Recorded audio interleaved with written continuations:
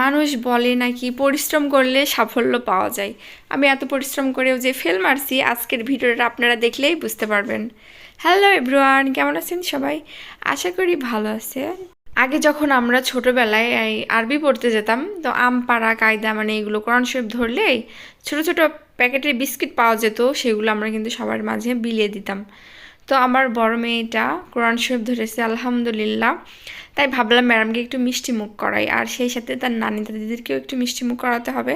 তাই অল্প কিছু একটু মিষ্টি নিয়ে আসছিলাম, ম্যাডামকে প্যাকেটে দিয়েছিলাম আর সবাইকে একটা একটা করে একটু বিলিয়ে দিয়েছিলাম। খুবই খুশির বিষয়। আমরা তো আগে ছোটবেলায় মানে এরকম পাল্লাপাল্লি দিতাম যে কি আগে কায়দা ধরবে, আমপাড়া ধরবে, কোরআন শরীফ ধরবে, আর প্রতি মানে যেদিনকে ধরতো আর কি সেদিনকে সবারই বিস্কিট খাওয়া হতো।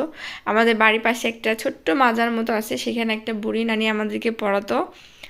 উনি এখন মারা গিয়েছেন, এখন আর নেই, কিন্তু তার কাছ থেকেই আরবি শেখা।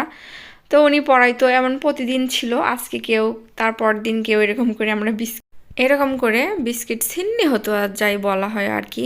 তো আমি সন্ধ্যার সময় এই যে ভাবলাম অনেক শখ করে চাউলের গুঁড়া নিয়েছি পিঠা বানাবো বলে। আমি আসলে পিঠা বানাতেই পারি না, এরকম প্রথম একবার বানিয়েছিলাম নারিকেলের পিঠা, সেটা আটা দিয়ে বানিয়েছিলাম আর তেলে ভাজছিলাম, তো খুব সুন্দর ছিল। তো সেই সাহসিকতা নিয়ে আমি আজকে মাঠে নেমেছি পিঠা বানাবো বলে, এবং আপনাদের সঙ্গে শেয়ার করব আমি পিঠা বানাতে যে কীরকম সুন্দর করে পিঠা বানিয়েছি।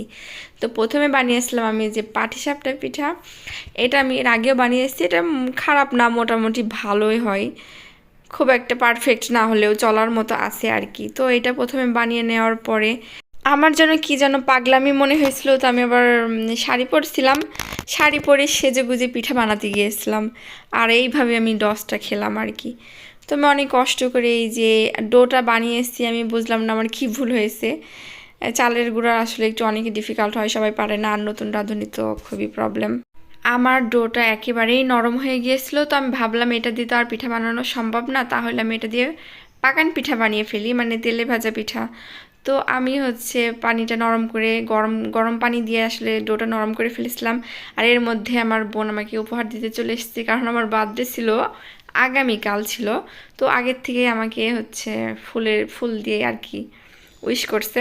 তো এই দেখুন আমি পাকান পিঠা বানাতে যে কী একটা অবস্থা, পরে ওটা আমি ফেলে দিয়ে এখন আমি চিতই পিঠা বানাতে যাচ্ছিলাম। মানে কি একটা মাথা মোটা যে চিতই পিঠা কেউ চিনি দিয়ে বানায়, আমি তো যখন পাকান পিঠে বানাতে যাচ্ছিলাম তখনই কিন্তু আমি চিনি দিয়েছিলাম, তাহলে কিভাবে হবে?